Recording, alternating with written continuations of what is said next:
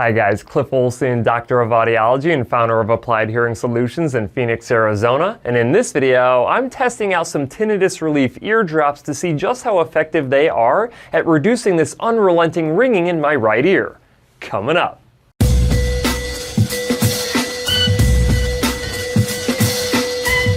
If you've been watching my channel for a while now, you already know that I have some pretty nasty tinnitus in my right ear. This tinnitus started when I was around 18 years old, and the audiologist when I went into the Marine Corps is actually the person who told me that the ringing in my right ear is not normal. But essentially, I've been aware of this tinnitus now for nearly 20 years. While I never really understood tinnitus until I became an audiologist, I've been very aware of this ringing sound inside of my right ear 24/7. Technically, there are two different types of tinnitus. You have objective tinnitus that can actually be heard by somebody else as well, and then you have subjective tinnitus, which is much more common, but this is the type of tinnitus that can only be heard by you. And this is the type of tinnitus that I have. It can only be heard by me, and it is a very high-pitched ring that we believe is due to the hearing loss that I also have in my right ear. You see, the theory behind tinnitus is that if you have lack of auditory information making it from your ear up to your brain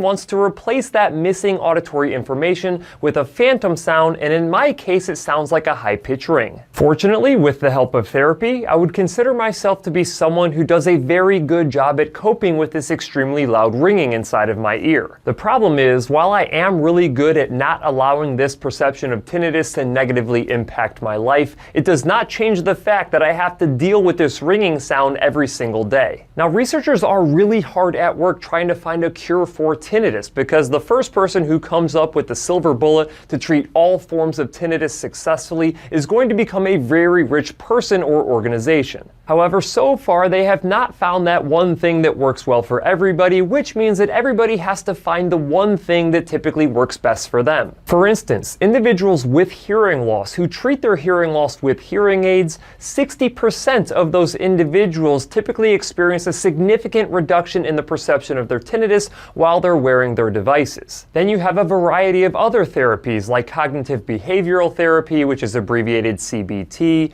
You have tinnitus retraining therapy, which is abbreviated TRT. And then you have tinnitus masking, which is my personal favorite because that's what works for my right ear the best. However, in my never-ending search to reduce the perception and loudness of tinnitus, I stumbled across these homeopathic, all-natural eardrops on Amazon that I will link in the description below. But these eardrops are intended to relieve the symptoms of tinnitus, including ringing, buzzing, roaring, chirping, pounding, and discomfort. So I went ahead and decided to turn myself into a guinea pig to see how well these eardrops actually worked. But before I get into my evaluation of these eardrops, if you could do me a huge favor and click the like button, it really helps out my channel because it gets these videos in front of a broader audience, and it encourages me to make more videos just like this one. And while you're at it, if you have not yet hit the subscribe button with notification bell, go ahead and do that as well, because that ensures that you never miss one of my new videos. That being said, I really appreciate it. Now let's go ahead and check out these eardrops. Now, a little disclaimer here. If you do have tinnitus, and especially tinnitus in one ear only,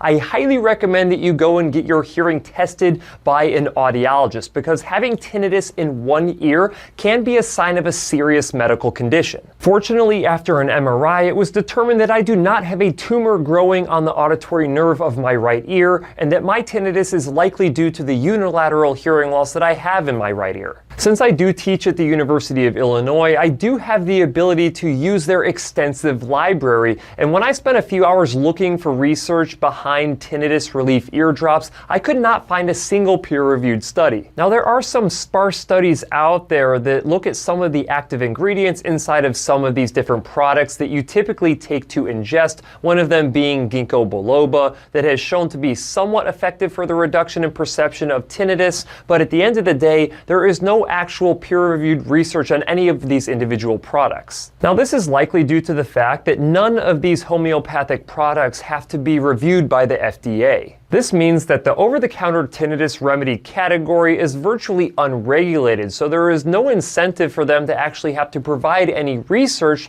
to prove that their product works or to prove that it's safe. Essentially, these companies can sell and promote their products any way that they see fit. And when I actually look at some of the things that they say on this particular product, it says that according to homeopathic indications, these ingredients provide temporary relief from symptoms such as ringing, buzzing, roaring, nerve and noise sensitivity, pounding, discomfort, and wax buildup. Now I will go ahead and put up the active ingredients on the screen here because I don't want to actually butcher them by reading them off to you. And it is possible that I could have some kind of adverse reaction from some of these active ingredients, but I think that the risk is relatively low for an eardrop. And when I'm assessing risk for myself, I think that the likelihood of me having an adverse reaction in my right ear is probably worth the potential that I would get some relief of the tinnitus. I went ahead and did this for 60 straight days. That is right, 60 days in a row, morning and evening. In fact, I did it so often that I had to order more of these eardrops because I was running out and didn't think I could make it to 60 days. And that was with me doing it in only one ear because I do not have tinnitus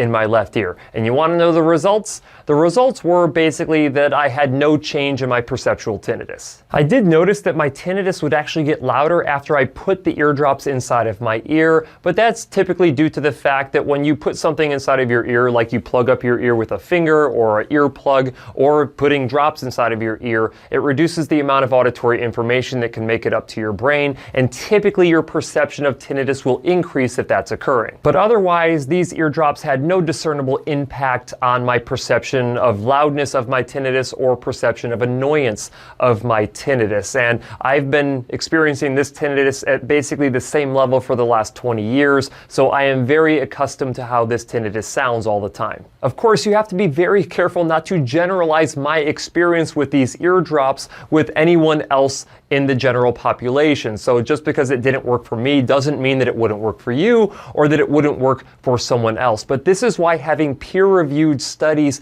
is so important, because ultimately we don't know if this product would actually work unless it has a peer-reviewed study done on it. So as I take a step back and actually start to think about why maybe these drops didn't work for me, I started to think about this idea that, okay, so these active ingredients that are inside of this product, when you put them inside of your ear canal, they basically just go and sit up against your eardrum.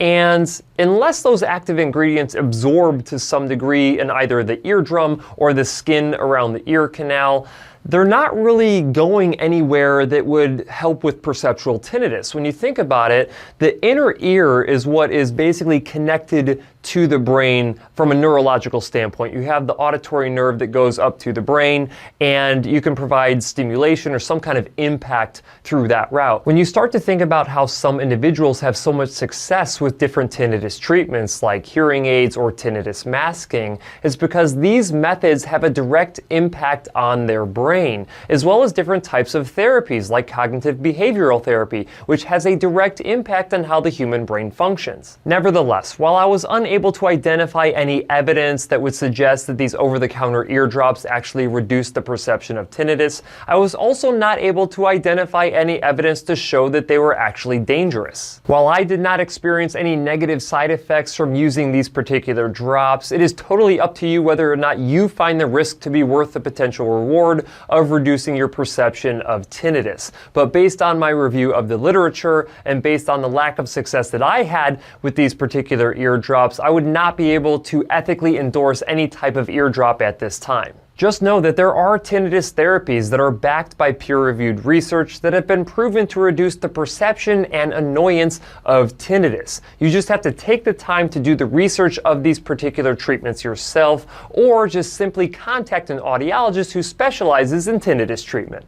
That's it for this video. If you have any questions, leave them in the comment section below. If you liked the video, please share it. And if you want to see other videos just like this one, go ahead and hit that subscribe button. Also, feel free to check out my website, drcliffaud.com.